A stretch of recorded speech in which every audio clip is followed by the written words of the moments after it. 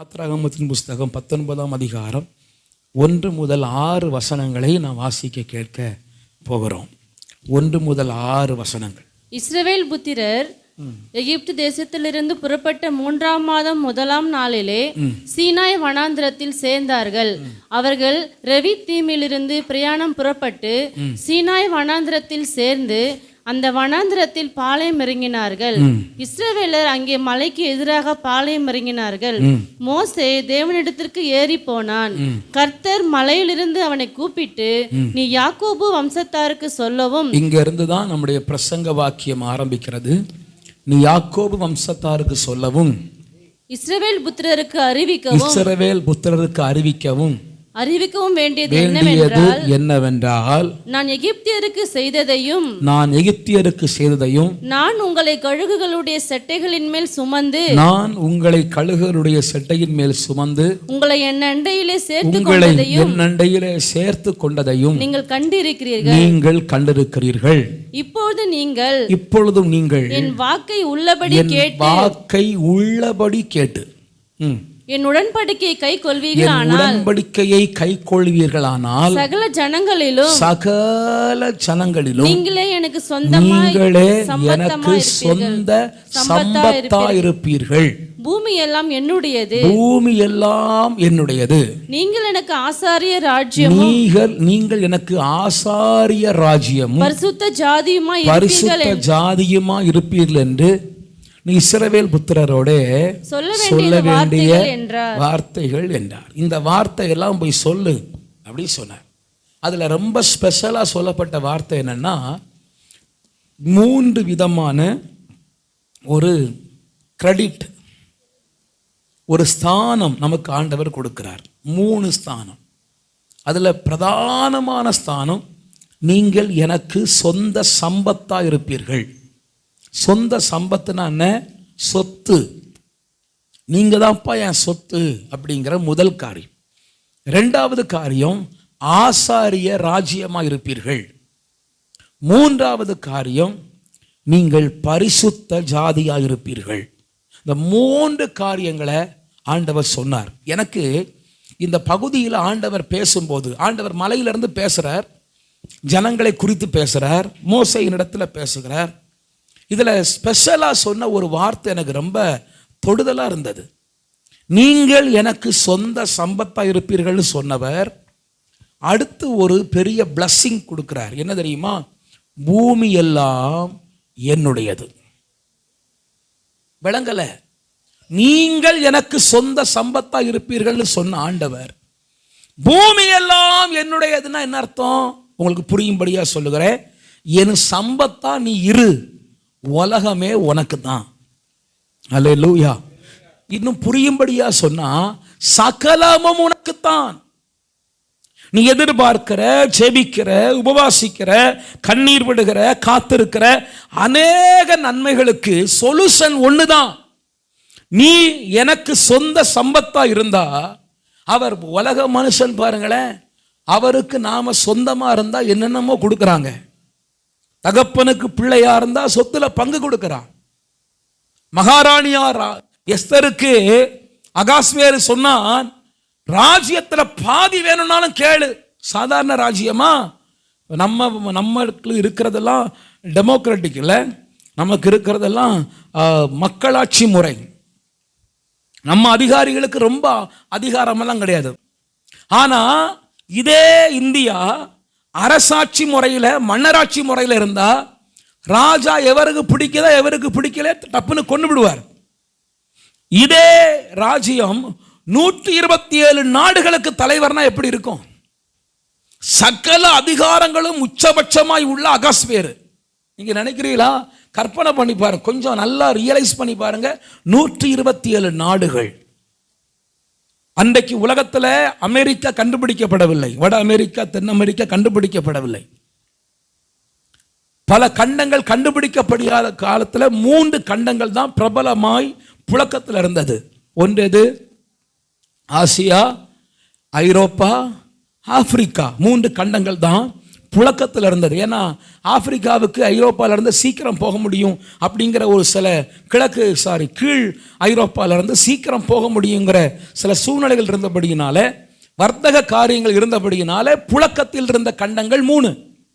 பிறகுதான் வட அமெரிக்கா, தென் அமெரிக்கா கண்டுபிடிக்கப்பட்டது. அவர்கள் கண்டுபிடித்த பிறகுதான் அங்கிருந்த பூர்வ குடிகளாகிய ரெட் இண்டியன்ஸ், செவிந்தியர்களை துரத்திவிட்டு பிரிட்டிஷ் அரசாங்கம் அவர்கள் பீப்புளை கொண்டு போய் அங்கே உள்ள வச்சு அவங்கள டாமினேட் பண்ணி நிறைய காரியங்களை செய்தாங்க. பிறகுதான் இன்னைக்கு வெள்ளைக்காரங்களா அமெரிக்காவில் இருப்பதற்கு காரணம் வெள்ளைக்காரங்க அல்ல, அமெரிக்காவின் பூர்வ குடி. அவர்கள் குடி பெயர்க்கப்பட்டார். காலனிஸ் அப்படிங்கிற பெயர் அதுக்கு பிறகுதான் வந்தது. பிரிட்டிஷ் கவர்மெண்ட் என்ன பண்ணுவாங்கன்னா அவங்க மக்களை கொண்டு போய் அங்கே வைப்பாங்க. அந்த குடியமர்த்துவதற்கு பேர் தான் காலனிகள் என்று பெயர். அப்படி பிரிட்டிஷ் காலனிகள் அமெரிக்கா ஃபுல்லாக வந்து ஆளுகையும் அவர்கள் கைப்பற்றி விட்டார்கள். அப்போ இன்றைக்கு வரைக்கும் அப்படியே போயிடுச்சு. இப்படிப்பட்ட அந்த உலகத்தில் 127 நாடுகளுக்கு தலைவராக இருந்தவர் தான் அகாஸ்வேரு. மிகப்பெரிய அதிகாரம் உள்ளவர். அவர் ராஜாத்தியை பார்த்து கேட்கிறார், உனக்கு என்ன வேணும் கேள். அதனால தான் அவர்கிட்ட எஸ்தர் போக பயந்தாள். மனைவியாவே இருந்தாலும் அகாஸ்வேரு கூப்பிடாம போகக்கூடாது. உச்சபட்ச அதிகாரம். ராஜாவுடைய அனுமதி இல்லாமல் ஒருவன் ராஜ சமூகத்திலோ அரண்மனைக்குள்ளேயோ முற்றத்துக்குள்ளேயோ வரக்கூடாது. அவ்வளவு பாதுகாப்பில் இருந்த அகாஸ்வேரு. அந்த ராஜா அவ்வளவு உச்சபட்ச அதிகாரம் உள்ளவராய் எஸ்தருக்கு கொடுத்த வாக்குறுதியை விட சர்வலோகத்தை படைத்த ஆண்டவர், சகலத்தையும் படைத்தவர் சொல்றாரு, 127 நாடு மட்டும் இல்ல, சகல பூமியும் என்னுடையது. சகல அதிகாரம், சகல ஆளுமை, சகல ஆசீர்வாதம் எல்லாமே கர்த்தருடையதா இருக்கிறதுனால நீங்கள் அவருடைய சம்பத்தா இருப்பீர்கள் என்றால் உங்களுக்காய் கர்த்தர் எதையும் செய்ய வல்லமை உள்ளவராய் இருக்கிறார். அல்லேலூயா.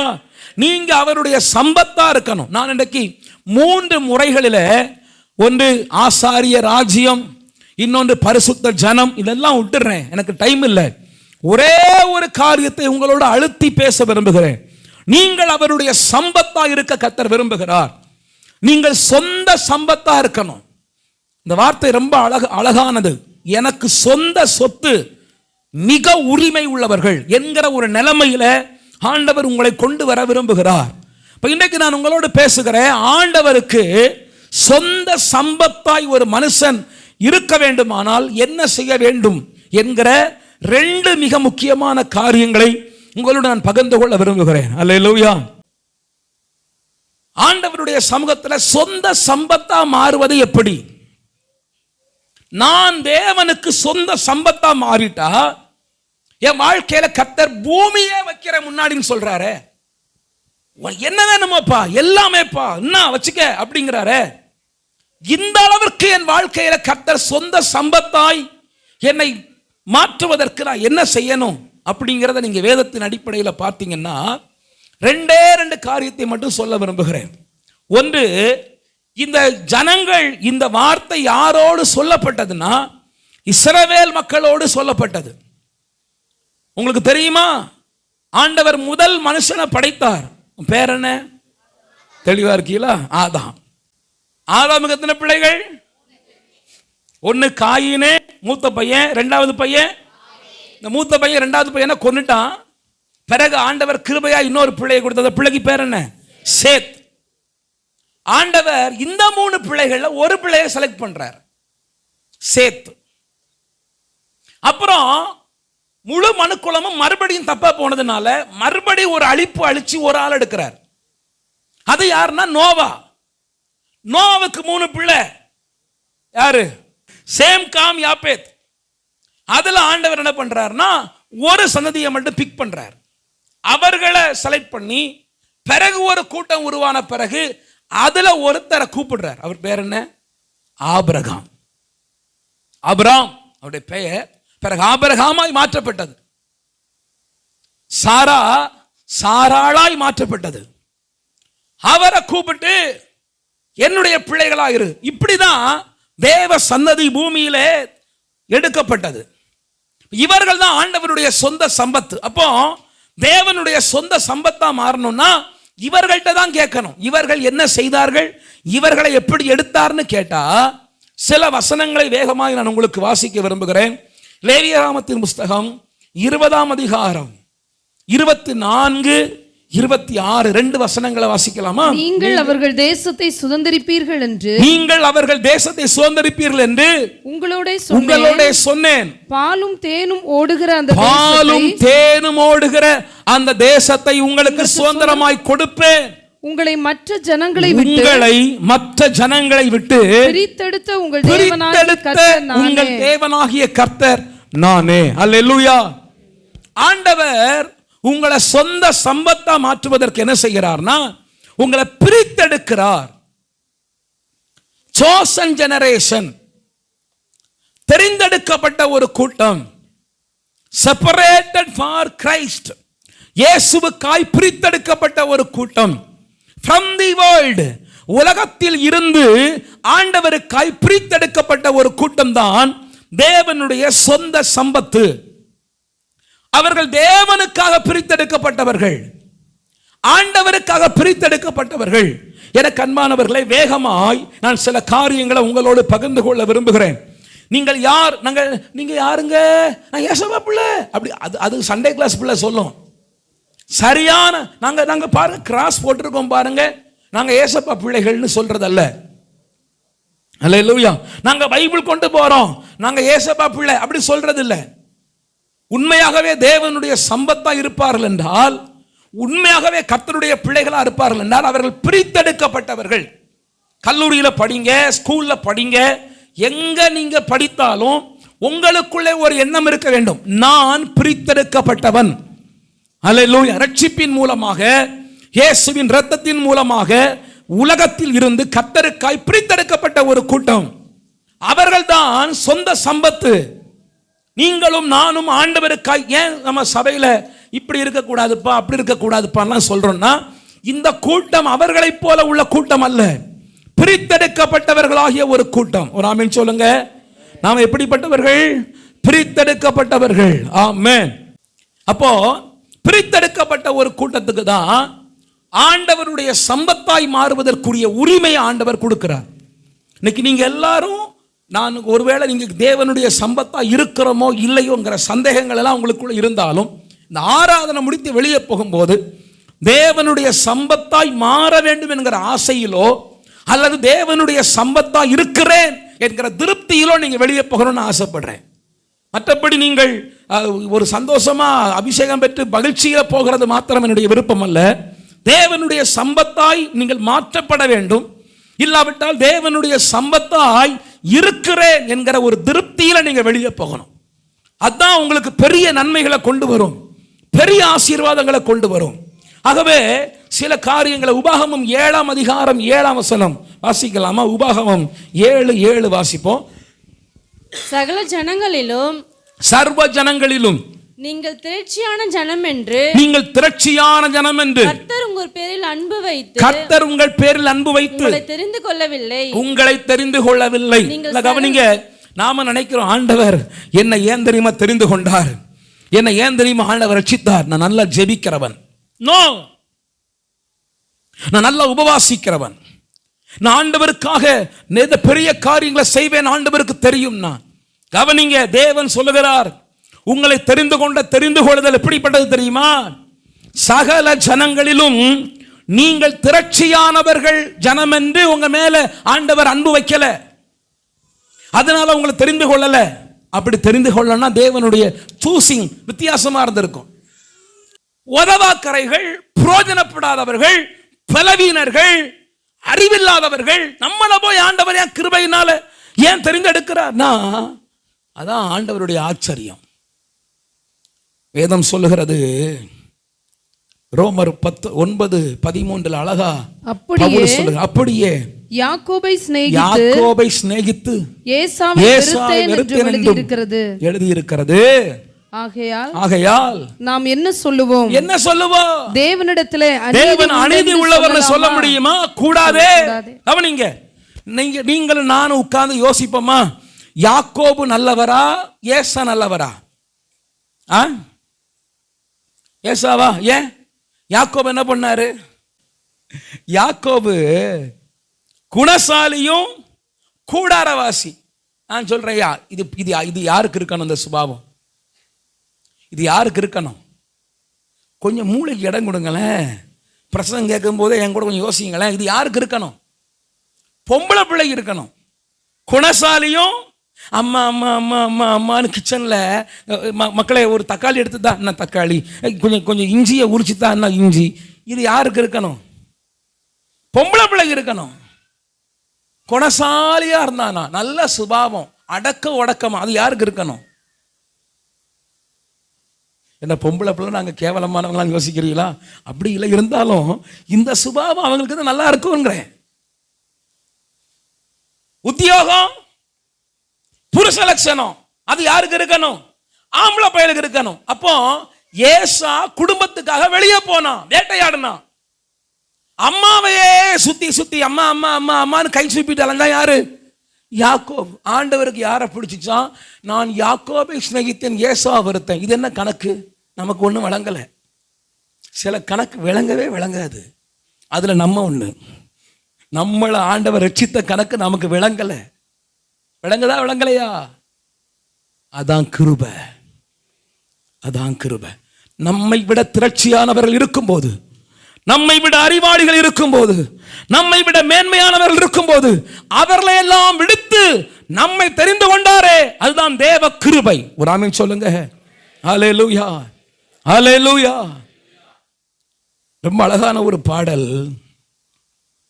அறிவில் கூரைந்தவன் நான் அன்றோ, அதை தெரிந்தும் அழைத்தது ஏனென்றே.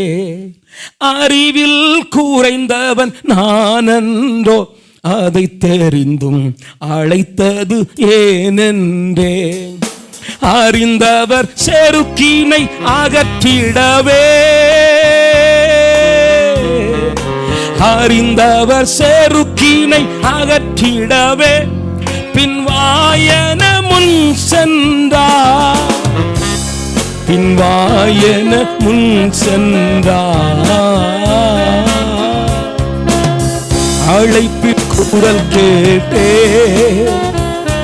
என் ஆண்டவர் என உணர்ந்தே.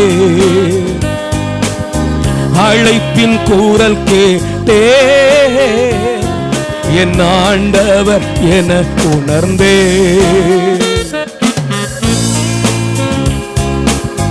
ஆமே. இந்த பாடல் நல்லா இருக்கும். அருகினில் தயங்கி நடைபாயின்றேன், பின்வாயன முன் சென்றார், பின்வாயன முன் சென்றார். அழைப்பின் குரல் கேட்டே, என் ஆண்டவர் என உணர்ந்தே. வலிமை குறைந்தவன் நான் அன்றோ, அதை தெரிந்தும் அழைத்தது ஏனென்றே.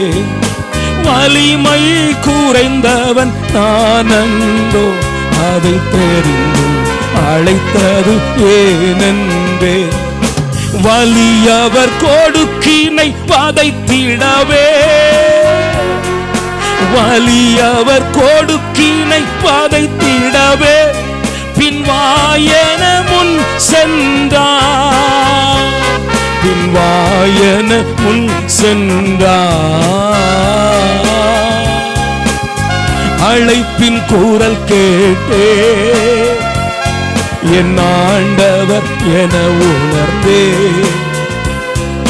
கூரைகள் நிறைந்தவன் நான் அன்றோ, அதை தெரிந்தும் அழைத்தது ஏனென்றே. கூரைகள் நிறைந்தவன் நான் அன்றோ, அதை தெரிந்தும் அழைத்தது ஏனென்றே.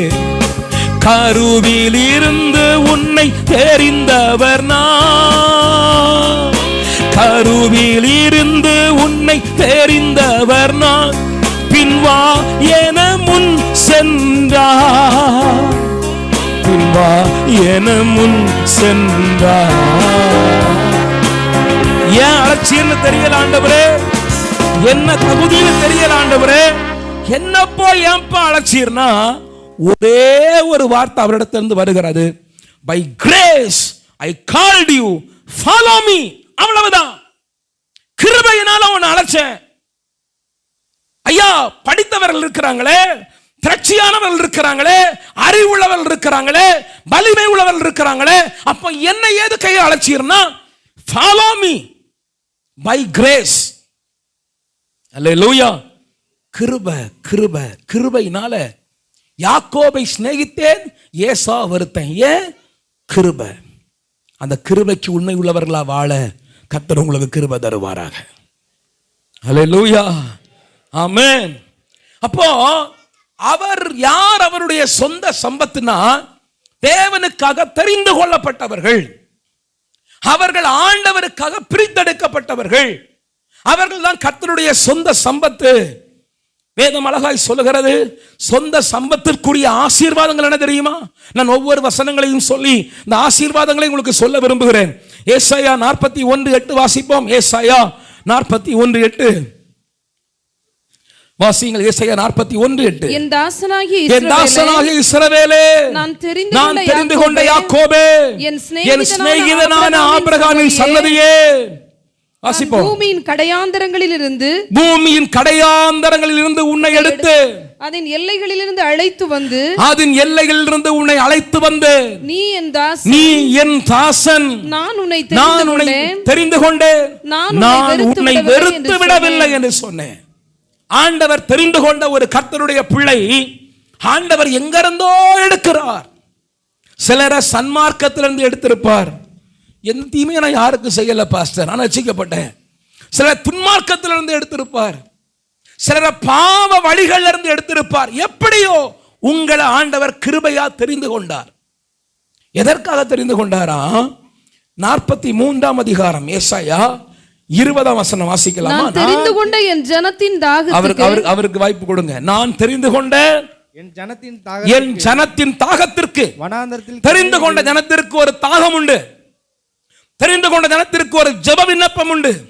தெரிந்து கொண்ட கர்த்தருடைய பிள்ளைகளுக்கு ஒரு ஏக்கம் உண்டு. அவர்கள் தாகத்திற்கு வனாந்தரத்திலே தண்ணீர்களையும் அவாந்தர வெளியிலே ஆறுகளையும் உண்டாக்குவதினால், அவாந்தர வெளியிலே ஆறுகளையும் உண்டாக்குவதினால் காட்டு மிருகங்களும் வலு சர்ப்பங்களும். நான் இந்த வசனத்தை இப்படிதான் விளக்கம் கொடுப்பேன். காட்டு மிருகங்கள்னா யாரு? துன்மார்க்கர்கள். வலு சர்ப்பம்னா யாரு? நயவஞ்சகர்கள். கோட்டான் குஞ்சுகள்னா யாரு? தேவனை மதியாத கூட்டம். இந்த கூட்டம் கர்த்தரை கனம் பண்ணும்படி கர்த்தர் உங்களையும் என்னையும் தெரிந்து கொண்டு நமக்காக வனாந்தரத்திலே ஆறுகளை உண்டு பண்ணுகிறார். அல்லேலூயா. கவனிங்க, உங்களையும் என்னையும் தெரிந்து கொள்ளுகிற ஆண்டவர் நமக்காக ஆறுகளை உண்டு பண்ணுகிறார். எங்க? வனாந்தரத்திலே. தெரிந்து கொள்ளுகிற மக்களுக்காய் வழி திறப்பார். தெரிந்து கொள்ளுகிற மக்களுக்காய் வாசல் திறக்கும். தெரிந்து கொள்ளுகிற மக்களுக்கு அற்புதம் நடக்கும். ஆண்டவர் உங்களை தெரிந்து கொண்டு நீங்கள் கர்த்தருக்காக வாழுகிற சொந்த சம்பத்தா இருப்பீங்கன்னா பூமியெல்லாம் உங்களுடையதுதான். ஆண்டவர் உங்களுக்காக அற்புதங்களை செய்வார். அல்லேலூயா. தேவன் தெரிந்து கொண்ட ஜனத்திற்காய் கர்த்தர் அற்புதங்களை செய்வார். நீங்க அந்த பாத்திரமா மாறணும். ஒரு ஆமென் சொல்லுங்க. அல்லேலூயா. ஏன்னா நீங்க தெரிந்து கொள்ளப்பட்டவர்களா இருக்கணும். தெரிந்து கொள்ளப்பட்டவர்களுடைய சுபாவங்களை கொஞ்சம் உங்களுக்கு சொல்றேன். ஆண்டவர் உங்களுக்கு உதவி செய்வாராக. என்னாகமம் 23ஆம் அதிகாரம் 9ஆம் வசனம். என்னாகமம் 23:9. என்னாகமம் 23ஆம் அதிகாரம். கண்மலை உச்சியில் இருந்து நான் அவனை கண்டு ட்ரோன் இருக்குல்ல, இப்போ ஒரு ட்ரோன் வருது. கண்மலை உச்சியில் இருந்து வருகிற ட்ரோன். நான் அவனை கண்டு குண்டுகளிலிருந்து அவனை பார்க்கிறேன். ஆண்டவர் எங்க இருந்து பார்க்கிறாரு? மேல இருந்து பார்க்கிறார். அழகா பார்க்கிறார். கண்மலை உச்சியில் இருந்து பார்க்கிறேன், குண்டுகளில் இருந்து அவனை பார்க்கிறேன். திருவண்ணாமலைக்கு மலைக்கு மேல ஏறி திருவண்ணாமலையை பார்த்தா அழகா இருக்கும். பார்க்க நிறைய வீடுகள் எல்லாம் கீழே இருக்கிறது போல அழகா இருக்கும். ஒரு பிளைட்ல ஏறி பார்த்தீங்கன்னா அந்த ஊர் பயங்கரமா வித்தியாசமா தெரியும். கண்மலை உச்சியில் இருந்து ஆண்டவர் உங்களை பார்க்கிறார். பார்க்கும்போது எப்படி பார்க்கப்படுகிறது? வாசிப்போமா? இந்த ஜனங்கள் ஜாதிகளோட கலவாமல் தனியே வாசமா இருப்பார்கள். இவர்கள் தான் தெரிந்து கொண்ட ஜனம். இவர்கள் எப்படிப்பட்டவர்கள்? ஜாதிகளோட கலவ மாட்டார்கள். எங்க அவங்க செய்யறது போல செய்ய மாட்டாங்க, அவங்க பொட்டு வைக்கிறது போல வைக்க மாட்டாங்க. பொட்டு வைக்கிறதும் பூ வைக்கிறதும் பாஸ்டர் விஷயம்னா அது மட்டும் விஷயம் இல்லை, நிறைய இருக்கு. ஐயா, யார் சொந்த ஜனம்? ஏசப்பா பிள்ளை, ஏசப்பா பிள்ளை, நான் ஏசப்பா பிள்ளை. ஏசப்பா பிள்ளை பரட்டை வச்சிருக்குமா தலைக்கு மேல? வைக்காது. அல்லேலூயா. நான் ஏசப்பா பிள்ளை, ஏசப்பா பிள்ளை காலை மேல தூக்கி போட்டிருக்குமா? என்ன அது டெய்லர் பண்ண தப்பு, பாவம். நீங்க என்ன பண்ணுவீங்க?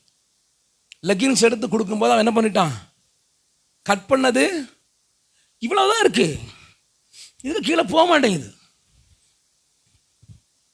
ஏசப்பா பிள்ளை, ஏசப்பா பிள்ளை. அவர்கள் ஜாதி இது எங்க இருந்து வந்து ஸ்டைலு? எங்க இருந்து வந்துச்சு? இடுப்பு வரைக்கும் கிழிஞ்சு கிடக்கு. ஒரு தேவ பிள்ளையினுடைய வஸ்திரத்தினுடைய கோடு என்ன? அவள் வஸ்திரம் பலமா இருக்கணும், அலங்காரமா இருக்கணும். அல்லேலூயா. ஐயா, தேவனுடைய சம்பத்தினுடைய ஒரு தகுதி, அவர்கள் ஜாதிகளோட கலக்க மாட்டார்கள். தனியே வாசம் பண்ணுகிறவர்கள், separated people for God from the world. உலகத்திலிருந்து தனித்து வாசம் பண்ணுகிறவர்கள். அவங்கள போலவே பேச்சு, அவங்கள போலவே கெட்ட வார்த்தை, அவங்கள போலவே பொய்யும் உருட்டும், உலகத்தை போலவே எல்லாம்.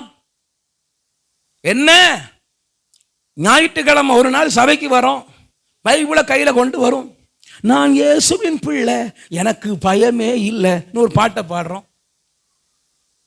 இவ்வளவுதான். நான் பல முறை உங்களுக்கு பொட்டு பூவுடைய ரகசியத்தை சொல்லியிருக்கிறேன். நான் என்ன எதுக்கு உங்களை கஷ்டப்படுத்துவான்னு யோசிக்கிறேன். அல்லேலூயா. அல்ல, கொஞ்சம் கவனம் பாருங்க. நம்ம ஏசப்பா பிள்ளை பாஸ்டர், அதை விளக்கம் கொஞ்சம் சொல்லுவீங்களான்னு கேட்டீங்கன்னா தனியாக வாங்க சொல்கிறேன். இப்போ பப்ளிக்கில் சொல்ல முடியாது. பாஸ்டர், நீங்கள் ஒரு கதை சொல்கிறீங்களா? அவங்க சொல்கிற கதையை நான் சொல்கிறேன்.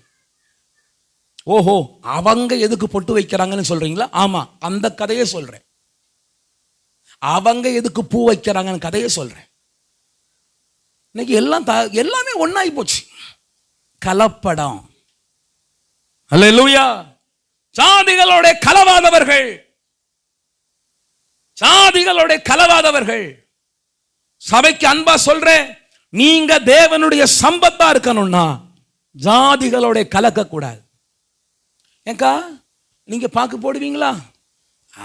நாங்களும் போடுவேன். ஜாதிகளோட கலந்துருங்க. அல்லேலூயா. பரிசுத்த ஜனமா இருப்பீர்கள். ஜாதிகளோட கலக்கக்கூடாது.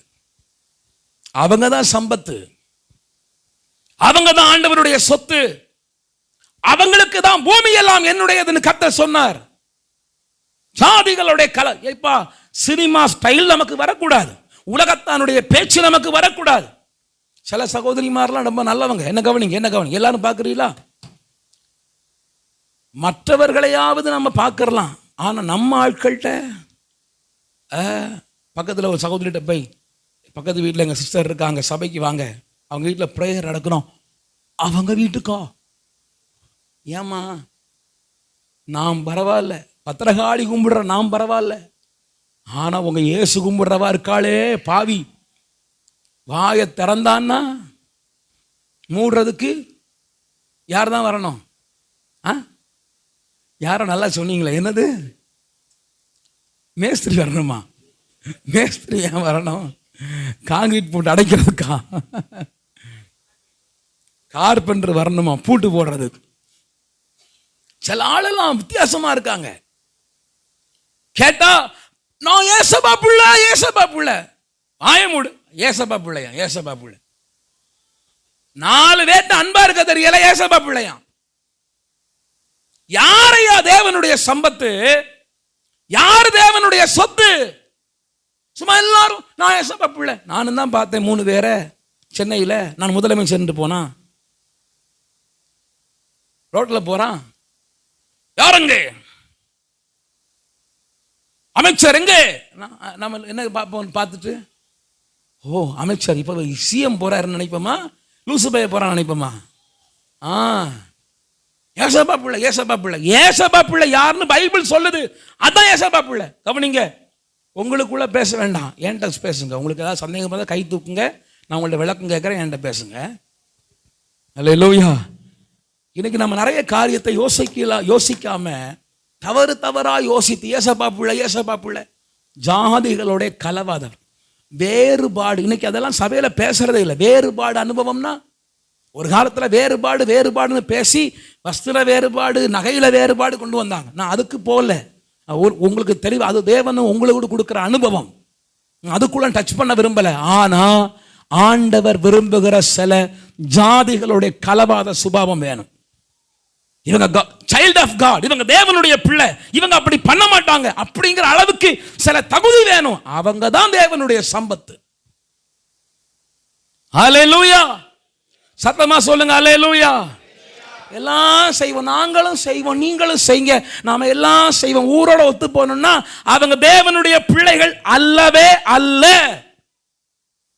They are not at all children of God. தேவனுடைய பிள்ளைகள் அவர்கள் அல்ல. யாரு தேவனுடைய சம்பத்து? ஜாதிகளோட கலவாமல் தேவனுக்காய் தனித்து வாசம் பண்ணுகிறவர்கள். அவங்க தான் ஆண்டவருடைய சொத்து. காலேஜுக்கு போறோம், மாப்பிள்ளை வாடா, நீ நானும் ஒண்ணுதானா, நீ தேவனுடைய சம்பத்து அல்ல. அவங்கள போலவே நீயும் மாறன்னா நீ பிசாசின் பேலியாயின் மக்கள். அப்படிதான் பைபிள் சொல்லுது. எனக்கு உன் முகத்தை பார்த்து உன்ட அன்பா இருந்து எனக்கு பேச தெரியாது. What the Bible says, that is my statement. வேதம் என்ன சொல்லுதோ அதான் என் வாக்கியம். உங்களுக்காக நீங்க பெரியவங்க, நல்லவங்க, வல்லவங்க என்ன தூக்கிடுவீங்க, அதனால எனக்கு மாத்தி பேச தெரியாது. What the Bible says, that is truth. அதான் சத்தியம். நீ யாரு பிள்ளைய வேணா இருந்துட்டு போ, ஜாதிகளோட கலவாத ஒரு வாழ்க்கை உனக்கு இருக்கும்னா நீதான் தேவனுடைய பிள்ளை. அல்லேலூயா. உங்க மனசாட்சிக்கு தெரியும், காலேஜுக்கு போன உடனே ஆள் மாறிடுறோம், ஸ்கூலுக்கு போன உடனே ஆள் மாறிடுறோம். அல்லேலூயா. அவர்கள் ஜாதிகளோட கலவாதவர்கள். எங்கேயாவது போறோம், நம்மளை யாரும் பார்க்கல, ஆனாலும் இயேசுவின் பிள்ளை என்கிற நினைப்பு நமக்கு இருக்கணும். ஜாதிகளுடைய கலவாமல் அவங்க பண்ற பாவத்தை, அவங்க டாஸ்மாக்ல நிக்கிறான், நானும் டாஸ்மாக்ல போறேன், நீ தேவனுடைய பிள்ளை அல்ல. ஜாதிகளுடைய கலவாதவர்கள் தான் கர்த்தருடைய பிள்ளை. திரும்ப திரும்ப சொல்லுகிறேன், பிழையாம். ஆண்டவர் மலை உச்சியில் இருந்து பார்க்கிறாராம், கண்மலை உச்சியில் இருந்து ட்ரோன் வியூல பார்க்கிறார். பார்க்கும்போது ஒரு கூட்டம் இருக்கிறது, அவர்கள் யாரோடும் கலவாமல் தனித்து வாசம் பண்ணுகிறார்கள். அந்த மக்களை ஆண்டவர் பார்த்தார். 10ஆம் வசனம் வாசிப்பீங்களா? அழகா இருக்கும். யாக்கோபின் தூளை எண்ணத்தக்கவன் யார்? ஆண்டவர் சொல்றாரு, அப்படிப்பட்டவர்கள் பெருகுவார்கள். யாக்கோபின் தூளை எண்ணத்தக்கவன் யார்? இஸ்ரவேலின் கற்பங்கை, இஸ்ரவேலின் காற்பங்கை, 4 பங்குல ஒரு பங்கை எண்ணத்தக்கவன் யார்? நீதிமான் மரிப்பது போல். அது மட்டும் இல்ல, அந்த மனுஷனுடைய முடிவு மகிமையா இருக்கு.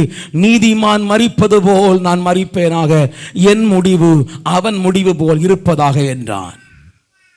அவனுக்கு அவனுடைய பெருக்கமும் அவனுடைய முடிவும் பார்க்கவே ஆசையா இருந்துச்சு பிள்ளையாமுக்கு. அவன் கேட்கிறான், அவனுக்கு கிடைக்கிற முடிவு எனக்கு கிடைக்காதா? நான் சொல்றது உங்களுக்கு புரியுதா? புரிகிறவர்கள் மாத்திரம் கை வைத்து எல்லாம் சொல்லுங்க அல்லேலூயா. அப்படிப்பட்ட ஒரு பாக்கியத்தை தேவனுக்காய் பிரித்தெடுக்கப்பட்டு வாழுகிற கூட்டத்திற்கு ஆண்டவர் கொடுக்கிறார். அல்லேலூயா. For chosen generation, for separated people for God.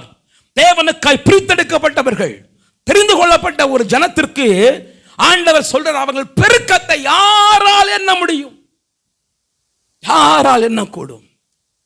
அவன் ஆசீர்வாதத்தை யார் எண்ண முடியும்பா? நமக்கு வயறு தான் எரியும், எரிஞ்சு எரிஞ்சு சாகு. அல்லேலூயா. தேவனை உண்மையை ஆராதிக்கிற ஒரு கர்த்தருடைய பிள்ளை கர்த்தர் உயர்த்தி கொண்டே இருப்பார். நீ பார்த்துட்டே இருக்க வேண்டியதுதான், பார்த்து பார்த்து வயறறிய வேண்டியதுதான், பொறாமப்பட வேண்டியதுதான். நீ அது போல மாறு. ஹல்லேலூயா. நான் உங்களுக்கு அன்பா சொல்றேன், நீங்க தெரிந்து கொள்ளப்பட்ட சந்ததியா இருக்கணும். ஆண்டவருக்காய் வித்தியாசமாய் வாழுகிற கர்த்தருடைய பிள்ளைகளாய் இருந்து தேவனுடைய சொந்த சம்பத்தாய் மாற வேண்டும் என்று கர்த்தர் விரும்புகிறார். அல்லேலூயா. தேவனுக்காய் தெரிந்து கொள்ளப்பட்ட சந்ததி, தேவனுக்காய் பிரித்தெடுக்கப்பட்டவர்கள், அவர்கள் ஜாதிகளோட கலவாதவர்கள், தனியா இருக்கிறவர்கள், அவங்கள பார்த்தா பேச்சில எல்லாமே அழகா தெரிகிறது. they are child of God. அவர்கள் தேவனுடைய பிள்ளை என்பது. அல்லேலூயா. உங்களை பார்த்தா அப்படி தெரியுதில்ல? குடியிருக்கிற இடத்துல அப்படி தெரியுதில்ல? உங்க ஏசப்பா பிள்ளைகள்னு தெரியுதில்ல? உங்களை வெளியே பார்க்கறவங்க ஆபீஸ்ல எல்லாம் தெரியுதில்ல? உங்க பேச்சுல தெரியுதில்ல?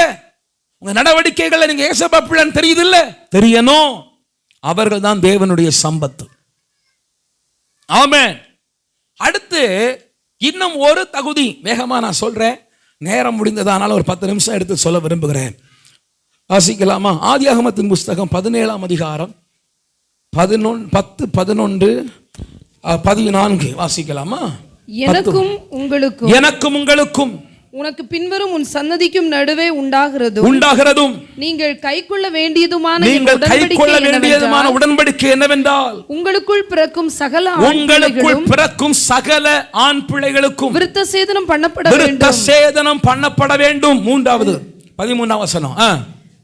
உன் வீட்டில் பிறந்த பிள்ளையும் உன் பணத்திற்கு கொல்லப்பட்டவனும் நீ விலைக்கு வாங்கின பிள்ளையும் விருத்த சேதனம் பண்ணப்பட வேண்டியது அவசியம். இப்படி என் உடன்படிக்கை உங்கள் மாம்சத்தில் நித்திய உடன்படிக்கையாக இருக்க கடவது. 14ஆம் வசனம். நுனித்தோலின் மாம்சம் விருத்த சேதனம் பண்ணப்படாதிருக்கிற நுனித்தோலுள்ள ஆண் பிள்ளைகள் இருந்தால் அந்த ஆத்துமா என் உடன்படிக்கையை மீறினபடியால் தன் ஜனத்தில் இராதபடிக்கு அறுப்புண்டு போவான், அதாவது செத்து போவான் என்று சொல்லப்பட்டிருக்கிறது.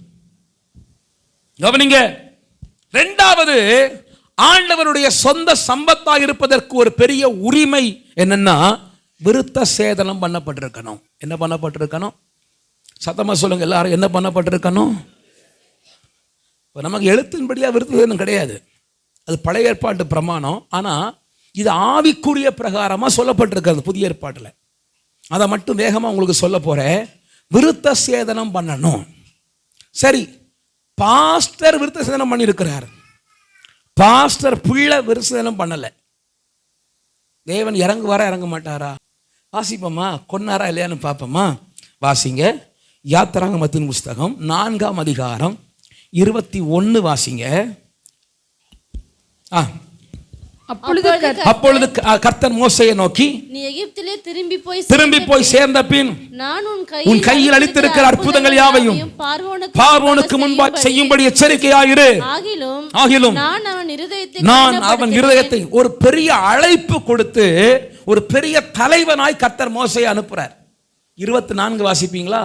வழியிலே தங்கும் இடத்தில் கர்த்தர் அவனுக்கு எதிர்ப்பட்டு அவனை கொல்ல பார்த்தார். யார? அழைக்கப்பட்ட மோசேவா? ஆமா. தேவனுடைய விசேஷ நோக்கத்திற்கு அனுப்பப்பட்ட மோசேவா? ஆமா. என்ன பார்த்தாராம்? கொல்ல பார்த்தாராம். என்ன கொலகார ஆண்டவராயா? கூப்பிட்டு கொல்றாரா? அப்படி இல்ல. வாசிங்க. அப்பொழுது மனைவியாகிய சிப்போராள் கருக்கான ஒரு கல்லை எடுத்து தன் புத்திரனுடைய நுனித்தோலை அறுத்து. ஐயா, மோசே அவன் விருத்தசேதனம் பண்ணப்பட்டிருந்தாலும் அவனுடைய பிள்ளை அவன் வேற ஒரு வீட்டில் வளர்ந்தபடியினால அவனுக்கு விருத்தசேதனம் பண்ணாத அந்த பாவம் தேவன் அவனை கொல்ல பார்த்தார். உடனே அந்த அம்மா புரிஞ்சுக்கிட்டாங்க, ஓ ஏன் கொல்ல பார்த்தார்னா விருத்த சேதனம் இல்லை. அப்போ நான் பாஸ்டருடைய பிள்ளையா இருந்தாலும், எங்க அப்பா பெரிய ஊழியக்காரரா இருந்தாலும், எனக்கு அது தெரியும் இது தெரியும் இருந்தாலும் விருத்த சேதனம் இல்லைன்னா கர்த்தர் உயிரோட வைக்க மாட்டார். பிறகு அந்த அம்மா எடுத்து விருத்த சேதனம் பண்ணி அந்த பிள்ளையை காப்பாத்தினாங்க, அவரை காப்பாத்தினாங்க. தேவன் பிறகு விலகி போனார்.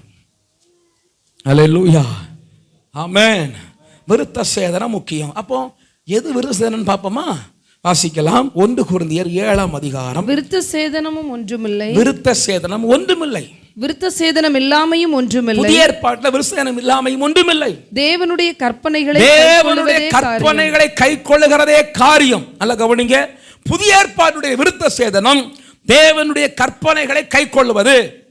ஐயா, நீங்கள் ஆண்டவருடைய சொந்த சம்பத்தா இருக்கணும்னா you have to obey all the commandments of God. தேவனுடைய எல்லா கட்டளைகளுக்கும் கற்பனைகளுக்கும் கீழ்ப்படியணும், வசனத்திற்கு கீழ்ப்படியணும், தேவனுக்கு கீழ்ப்படியணும், வசனத்திற்கு நடுங்கணும். அப்போதான் நீங்க புதிய ஏற்பாட்டின் அடிப்படையில் விருத்த சேதனம் பண்ணப்பட்டவர்கள். சரி, நேரம் இல்ல, வசனங்களை மட்டும் சொல்லி முடிச்சிடுறேன். 2வது கலாத்தியர் 6ஆம் அதிகாரம் 15ஆம் வசனம் வாசிங்க. அதற்கு முன்பு கொலோசையர் 2:11 வாசிப்போம். கிறிஸ்து இயேசுவுக்குள் சேதனமும் ஒன்றுமில்லை, விருத்த சேதனமும் ஒன்றுமில்லை, சேதனம் இல்லாமையும் இல்ல சிஸ்டர், கலாத்தியருக்கு முன்னாடி கொலோசியர் 2:11 வாசித்து கலாத்தியருக்கு வருவோம். அல்லாமலும் நீங்கள் கிறிஸ்துவை பற்றும் விருத்த சேதனத்தினாலே மாம்சத்திற்குரிய பாவ சரத்தை களைந்து விட்டபடியால் கையால் செய்யப்படாத விருத்த சேதனத்தை அவருக்குள் பெற்றீர்கள். நல்ல கவனிங்க. நீங்களும் நானும் எப்பொழுது விருத்த சேதனம் பெற்றோம் தெரியுமா? நம்முடைய பாவ சரத்தை களைந்து விட்டோமா? எங்க கலட்டணும்? எங்க கலட்டி விட்டோம்? உங்க என்னுடைய பாவ சரீரம் எங்க கலட்டப்பட்டது? ஞானஸ்தானத்தில் கலட்டப்பட்டது. ஞானஸ்தானம் எடுத்தா நாம் விருத்தசேதனம் பண்ணப்பட்டவர்களுக்கு அடையாளமா இருக்கிறோம். அல்லேலூயா. இப்ப சொந்த சம்பத்தா இருக்கிறோம்னா என்ன செய்யணும்? ஞானஸ்தானம் எடுக்கணும். ஞானஸ்தானம் எடுக்காம யாராவது இருப்பீங்கன்னா, என் வார்த்தைகளை கேட்டுக்கொண்டிருக்கிற கர்த்தருடைய பிள்ளைகளே, பிதா குமாரன் பரிசுத்தாவின் நாமத்திலே முழுகி ஞானஸ்தானம் பெறும்போது பாவ சரீரம் அங்கே கலட்டி விடப்படுகிறது, களைந்து விடப்படுகிறது, புதிய மனுஷன் எழும்புகிறான். அல்லேலூயா. நான் உங்களுக்கு அடிக்கடி வேடிக்கையா ஒரு காரியத்தை சொல்லியிருக்கிறேன். ஒரு சகோதரன் ஞானஸ்தானம் எடுக்கும்போது கையை உயர்த்தி கொண்டே இருந்தாராம். அப்போ அந்த பாஸ்டர் அவருடைய பயபக்தியை பார்த்து மெச்சி கொண்டாராம். என்ன பயபக்தியாக கை உயர்த்திட்டே இருக்கிறார். அப்போ அவர் இருந்தாலும் சங்கடம் இல்லையா? தொட்டி இடிக்கும் அல்லவா? ஆண்டவர் கிருபையினால போன வெள்ளிக்கிழமை முந்தா நேற்று மசால் சபையில் ஒரு 7 பேர் ஞானஸ்தானம் எடுத்தாங்க. என்ன சங்கடம்னா, பாவம் தண்ணியை ரொம்ப குறைய வச்சுட்டாங்களா, எனக்கு ஒவ்வொருத்தருக்கும் கொடுக்கறதுக்குள்ள போதும் போதும் ஆகிப்போச்சு. ஒரு அம்மா கொடுத்தேன், அந்த அம்மா அப்படியே முங்கியே போச்சு. அப்பா, தண்ணி அளவு குறைவாக இருந்ததுனால அது பயத்தில் என்ன ஆகும், பயமாக இருக்குல்ல. அப்போ ஒரு 7 பேர் எடுத்தாங்க. நேற்றைக்கு நான் போய் ஆசூரில் திருவிருந்து கொடுத்தேன். அப்போ பார்த்து விட்டு வந்தேன். அழகாய் தொட்டி கட்டப்பட்டு முடிக்கப்பட்டிருக்கிறது. அங்கே கொஞ்சம் பேர் எடுக்க போகிறாங்க. எத்தனை பேர்னு கேட்டேன். இது வரைக்கும் ஒரு 6 பேர் இருக்காங்க பாஸ்டர். நாங்கள் சந்தோஷம். அல்லேலூயா. இப்போ ஞானஸ்தானத்தில் இவர் பயபக்தியாக கை தூக்குனாரே, தூக்கி பின்னாடி கொண்டு போனால் தலையோ கையோ இடிச்சிடணும்னு சொல்லி அவர் கேட்டாராம். பிரதர், உங்கள் பயபக்திக்கு ரொம்ப நன்றி, கை கீழே போடுங்க, தொட்டியில் முக்கணுமேன்னாராம். அவர் சொன்னாராம், இல்லை பாஸ்டர் இருக்கட்டும்னாராம். ஏன்னாராம் பாஸ்டர்? அவர் சொன்னாராம், என் மனைவி எல்லா மனைவி போல கிடையாது, அப்பப்போ கொஞ்சம் ஒரு மாதிரி காட்டுவா, நான் 4 போடு போட்டால் தான் அவள் அமைதியாக இருப்பா, அதனால எல்லாம் முங்கட்டும், இந்த மனைவி அடிக்கிறதுக்கு இந்த ஒரு கை மட்டும் மேலே இருக்கட்டும். நானாவது யோசிக்கிறேன், அவர் நல்லவர்னு யோசிக்கிறேன். ஏன்னா முங்காத கை அடிக்கக்கூடாது, அடிக்கலாம்னு அவருக்கு தெரியும். முங்கின கை அடிக்கக்கூடாதுன்னு அவருக்கு தெரியும். ஆனால் இங்கே முங்கின கை எல்லாமே அடிக்குதே. பாஸ்டர், எங்களுக்கு ஆதரவாக பேசுகிறீங்க தானே? 2 பேருக்கு தான் பேசுகிறேன். இங்கேயும் முங்கின கை புருஷன் அடிக்குதே. என்ன வித்தியாசம்? எங்க பாஸ்டர் அடிக்கடி சொல்லுவார், ரட்சிக்கப்படுறதுக்கு முன்னாடி பாவம் செஞ்சோம், காஞ்ச பாவி. இப்ப பாவம் செய்கிறோம், நனஞ்ச பாவி. ரட்சிக்கப்படுறதுக்கு முன்னாடி பாவம் செஞ்சோம், காஞ்ச பாவியா இருந்தோம், முக்கல. இப்ப நனஞ்ச பாவியா இருக்கிறோம். அல்லேலூயா. இன்னைக்கு ஒரு தீர்மானம் எடுங்க. நான் இயேசுவினுடைய சொந்த சம்பத்தா இருக்கணும்னா ஆண்டவருக்குள்ளே என் பாவ சரீரம் களையப்பட்டு புது மனுஷனா எழும்புகிற விருத்த சேதனம் உள்ளவர்களாக இருக்க வேண்டும். ராமன் சொல்லுங்க. இன்னும் தெளிவாக ஒரு வசனம் சொல்லி முடிக்கிறேன். வாசிக்கலாமா? கலாத்தியர் 6:15. கிறிஸ்து இயேசுவுக்குள் விருத்த சேதனம் ஒன்றுமில்லை, விருத்த சேதனம் இல்லாமையும் ஒன்றுமில்லை. புது சிருஷ்டி. அதான் விருத்த சேதனம். புது சிருஷ்டியா இருக்கணும், புது மனுஷனா இருக்கணும், புது பேச்சா இருக்கணும், புதிய ஆளா இருக்கணும். ஆளு மாறணும். பேரு மாறுறதுல விசேஷம் இல்லை. அல்லேலூயா. என்ற நிறைய பேர் வந்து ஞானஸ்தானம் கொடுக்கும் போதெல்லாம் கேட்குற கேள்வி இதுதான், பாஸ்டர் எனக்கு பேரை மாற்றுங்க. எப்போ ஆளு மாறுப்பா, பேர் மாற்றலாம், மாற்றாம போகலாம். அல்லேலூயா. தேவன் நம்ம எல்லாருக்குமே பேர் வச்சிருக்கா தெரியுமா? வச்சிருக்காரா வைக்கலையா?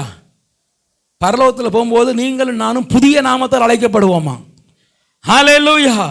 தேவன் ஒரு புதிய நாமத்தை நமக்கு கொடுப்பார். பிறகு என்ன இங்க பேரை மாத்துறது? இங்க ராமையனா இருந்துட்டு போட்டோம், சுப்பையனா இருந்துட்டு போட்டோம், முனுசாமியா இருந்துட்டு போட்டோம், முனியாண்டியா இருந்துட்டு போட்டோம். ஆனா பேர் மாறுறதுல விசேஷம் இல்லை, ஆள் மாறணும். எல்லாம் பேர் மாறுறாங்க, ஆள் மாற மாட்டேன். ஏசுதாசா இருக்காரு, ரவுடி கும்பலுக்கு தலைவனா இருக்காரு. அல்லேலூயா. அன்னைக்கு ஒரு நாள் சங்கடமா போச்சு. அந்த பேர் யாரும் இல்லைன்னு நினைக்கிறேன். சென்னையிலே தொடர்ந்து பைக்கை திருடி வந்த திருடர்கள் பிடிபட்டனர். அதில் ஒன்று முஸ்லீம், சரி ஓகே, ஒன்று இந்து வினோத்னு நினைக்கிறேன், ஒன்று ஐசக்கம். ஆடா படுபாவி. நான் யோசித்தேன், இந்த ஐசக்கு வீட்டுக்கு போய் பாவி ஒன்னில் பேரை மாத்து, இல்லை ஆளை மாத்து.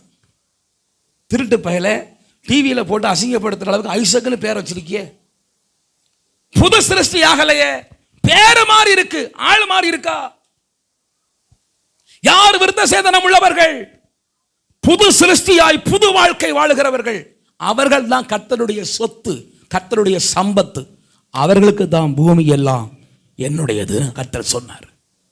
எல்லாம் நடக்கும்னு கர்த்தர் சொன்னார். நான் உங்களோட கேட்குறேன், ஆண்டவருடைய சொத்தா இருக்கிறீங்களா அப்படிங்கிற ஒரு கேள்வியை மனசுக்குள்ள கேட்டு பாருங்க. ரெண்டாவது உங்களை பார்த்து கேட்குறேன், ஒருவேளை அவருடைய சொத்தா இல்லைன்னா அவருடைய சம்பத்தாய் மாற ஒப்பு கொடுக்குறீங்களா அப்படிங்கிற கேள்வியை கேட்டு பாருங்க. நான் சுத்தவான், நான் பரிசுத்தவான்னு சொல்லாதுங்க. ஏராளம் குறை இருக்கிறது. இயேசுவின் பிள்ளையா நாம இருக்கணும், புது சிருஷ்டியா இருக்கணும். அன்பு உண்டா, சகிப்புத்தன்மை உண்டா, சமாதானம் உண்டா, இரக்கம் உண்டா, சந்தோஷம் உண்டா, ஆவியின் கனிகள் உண்டா? அதெல்லாம் புது சிருஷ்டி. பழைய சரீரம் வேற, பழைய குணம் வேற, பழைய மாம்சம் வேற, பழைய மாம்சத்தின் கிரியைகள் வேற. புதுசா நிறைய இருக்கிறோம். அவர்கள் தேவனுடைய சம்பத்தா இருக்கிறதுனால் ஆண்டவர் பூமி எல்லாம் என்னுடையதுன்னு கர்த்தர் சொன்னார். அல்லேலூயா. நம்ம எல்லாரும் கண்களை மூடி ஒரு 2 நிமிடங்கள் ஜெபிக்க போகிறோம். ஆண்டவரே, உம்முடைய சொந்த சம்பத்தா இருக்கிற கிருபை எனக்கு தாரும். உம்முடைய சொந்த சம்பத்தா நான் மாறணும்ப்பா. இயேசுவின் பிள்ளை, இயேசுவின் பிள்ளைன்னு சும்மா நினைக்காம உண்மையாகவே தேவனுடைய சொந்த சம்பத்தாய் மாறுகிற ஒரு கிருபை கர்த்தர் எனக்கு தருவீராகப்பா. வாய்களை திறந்து எல்லாரும் ஜெபம் பண்ணுங்க. ஜெபிக்கிறவங்க ஜெபிக்கிறீங்க, மற்றவர்கள் அப்படியே தான் இருக்கிறீங்க. நீ ஆண்டவருக்கு சம்பத்தா மாறணும். தம்பி, வாலிப தங்கச்சி, நீ ஆண்டவருக்கு சொந்த சம்பத்தா மாறணும். தம்பி, நீ ஆண்டவருக்கு சொந்த சம்பத்தா மாறணும். இந்த நேரத்தில் ஒரு ஜெப நேரத்துக்குள்ள உன்னை கொண்டு வருகிறேன். இயேசுவே, எங்கள் அப்பாவுக்கு நான் சொந்தமாக மாறணும் இல்லையோ, இன்னைக்கு உங்களுக்கு நான் சொந்த சம்பத்தா மாறுகிறேன். என்னை அப்படி மாற்றும்னு ஜெபம் பண்ணுங்க. வாய்களை திறந்து எல்லாரும் இயேசுவே இந்த வார்த்தைகளை சொல்லி ஜெபம் பண்ணுங்க. இயேசுவுக்கு சொந்த சம்பத்தா நான் மாறணும். வாலிப தம்பி மாறலாம் விளையாட்டை நினைக்காதுங்க ஐயா. சும்மா நேரத்தை சும்மா அப்படியே கண்களை மூடி அப்படி நான் கடத்தாதுங்க. இயேசுவே, உமக்கு சொந்த சம்பத்தா மாறணும். இந்த வார்த்தையை சொல்லி ஜெபம் பண்ணுங்க. கண்களை மூடி நல்லா முழங்கால் போட்டு, நல்லா நேர் முழங்கால் போட்டு கண்களை மூடி, உங்களுக்கு சொந்த சம்பத்தா என்னை மாற்றும். நீ தேவனுடைய சம்பத்தா மாறினாதான் பூமியெல்லாம் உனக்கு சாதகமாக இருக்கும். நீ போகிற வழிகளெல்லாம் வாய்க்க பண்ணுவாய். உனக்காய் கர்த்தர் காரியங்களை மாறுதலாய் முடிய பண்ணுவார். சொந்த சம்பத்தா இருக்கணும். உங்க சொந்த சம்பத்தா மாறணும். இயேசுவின் நாம் வாய் தரங்க, மௌனமா இருக்காங்க. நான் சொல்லித்தரத சொல்லுங்க. சொந்த சம்பத்தா மாறணும். ஏசப்பா பிள்ளையா மாறணும். உம்முடைய சொந்த சொத்தா மாறணும். அதற்கு நான் ஒப்பு கொடுக்கிறேன்ப்பா. அதற்கு ஆண்டவரே, நான் தெரிந்து கொள்ளப்பட்டவனா வாழுவேன். பிரித்தெடுக்கப்பட்டவனா வாழுவேன். மற்றவர்கள் செய்கிறது போல என் நண்பர்களைப் போல வாழ மாட்டேன். அவர்கள் பேசுகிற பேச்ச பேச மாட்டேன். அவர்கள் வழியில போக மாட்டேன். பிரித்தெடுக்கப்பட்டவனா வாழுவேன். தெரிந்து கொள்ளப்பட்டவனாய் வாழுவேன். அல்லேலூயா. விருத்த சேதனம் உள்ள வாழ்க்கை செய்வேன். கற்பனைகளுக்கு கீழ்ப்படிவேன். புது சிருஷ்டியாய் என்னை வெளிப்படுத்துவேன். பாவ சரீரம் எனக்குள்ள எழும்புவதற்கு இடம் கொடுக்க மாட்டேன்ப்பா. இன்னைக்கு ஆண்டவர் தீர்மானத்தை விரும்புகிறார். தீர்மானத்துக்குள்ள நீங்க வந்தீங்கன்னா உங்களை தம்முடைய சொந்த சம்பத்தாய் கர்த்தர் மாற்ற விரும்புகிறார். உங்களை தம்முடைய சொந்த சம்பத்தாய் கர்த்தர் மாற்ற விரும்புகிறார். அவருடைய சொந்த சம்பத்து நீங்கள். பிரதர், சிஸ்டர், நீங்க அவருடைய சொந்த சம்பத்தா மாறணும். அப்படி மாறினா உங்கள் தூளை எண்ணத்தக்கவன் யார்? ஒரு பெரிய பெருக்கத்தை ஆண்டவர் உங்களுக்கு தருகிறார். ஹல்லேலூயா. ஜாதிகளுடைய கலவாமல் தேவனுடைய பிள்ளைகளாய் நீங்கள் இருக்கிற இடத்துல ஆண்டவர் வெளிப்படுத்துனீங்கன்னா ஆண்டவர் பெரிய ஒரு ஆசீர்வாதத்தை, பெரிய ஒரு நன்மையை உங்களுக்காய் கர்த்தர் வைத்திருக்கிறார். கார் பங்க கூட எண்ண முடியாது.